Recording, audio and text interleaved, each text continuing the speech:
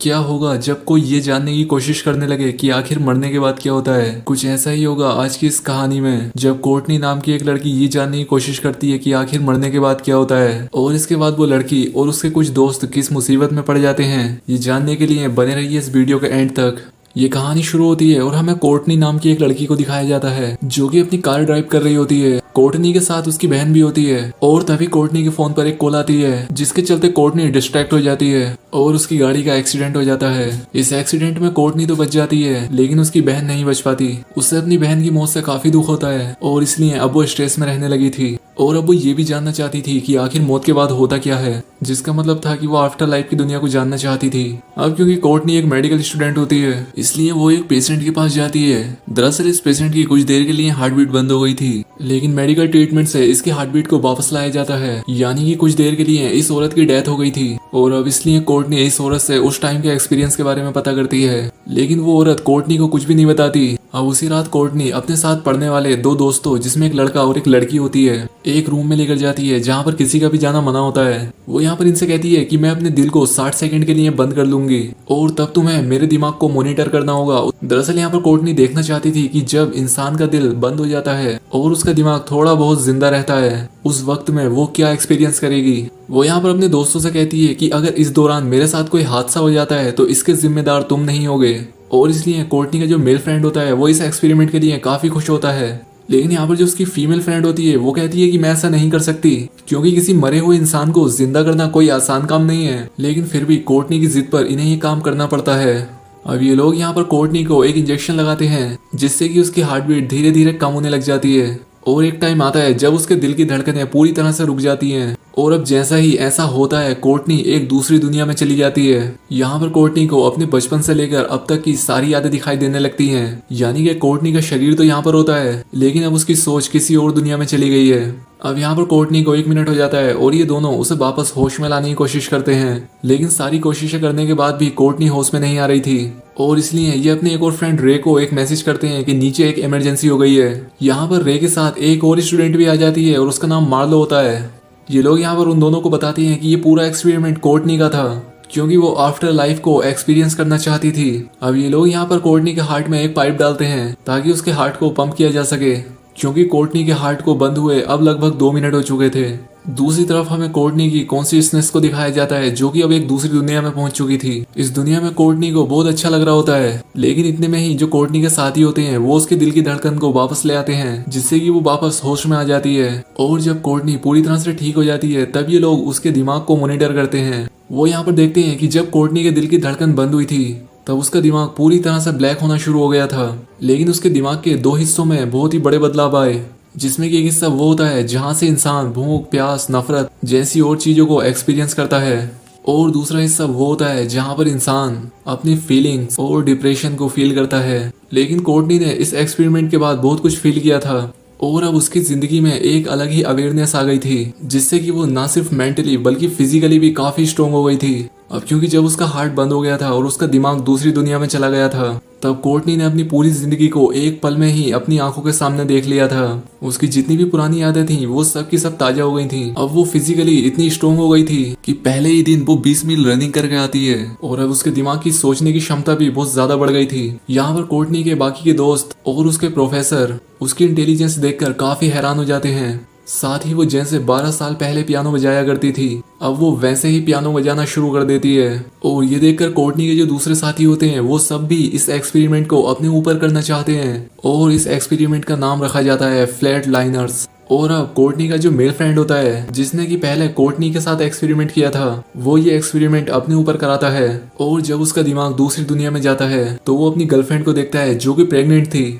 जब उसे उसका साथ देना चाहिए था तब इसने उसे छोड़ दिया था और इस चीज का दुख उसके अंदर अभी भी होता है। अब इसके बाद ये एक्सपेरिमेंट कोर्टनी की फीमेल फ्रेंड के ऊपर किया जाता है और यहाँ पर उसे याद आता है कि जब वो अपने स्कूल के दिनों में थी तब उसकी क्लास में एक ब्रिलियंट स्टूडेंट थी जिससे कि वो काफी हेट किया करती थी और एक दिन उसने उसकी प्राइवेट पिक्चर को सोशल मीडिया पे अपलोड कर उसे वायरल कर दिया था और इससे उस लड़की की बहुत ही ज्यादा बदनामी हुई थी और इसलिए उस लड़की ने वो स्कूल छोड़ दिया। इसके बाद ये एक्सपेरिमेंट मार्लो के ऊपर किया जाता है। उसे याद आता है कि उसका एक दोस्त था जो कि उसका पेशेंट होता है। उसे मार्लो ने जानबूझकर दवा की ओवरडोज दे दी थी जिससे कि वो मारा गया था। यानी कि जब ये लोग अपने दिल की धड़कन को बंद करते हैं और जब इनका दिमाग पूरी तरह से एक्टिव होता है तब वो इनकी पास्ट की यादों को भी इनके प्रेजेंट में ले आता है। तो उनमें सिर्फ अच्छी यादें नहीं होती बल्कि उनमें बहुत बुरी यादें भी होती हैं। और अब 4 लोगों के ऊपर यह एक्सपेरिमेंट किया जा चुका था। अब यहाँ पर रे जिसने की कोर्टनी को बचाया होता है वो इस एक्सपेरिमेंट को अपने ऊपर नहीं करना चाहता था। अब इसके बाद यहाँ पर सिक्योरिटी पहुंच जाती है और ये सभी लोग यहाँ से भागकर एक पार्टी में चले जाते हैं। और यहाँ पर कोर्टनी को अपनी बहन की परछाई दिखाई देती है जो कि अब इस दुनिया में भी नहीं थी। वो उस परछाई का पीछा करती है और एक गाड़ी तक पहुंच जाती है और जब वो उस गाड़ी के गिलास से अंदर देखती है तब उसे वहां पर उसकी बहन दिखाई देती है जिसे देखकर वो काफी डर जाती है।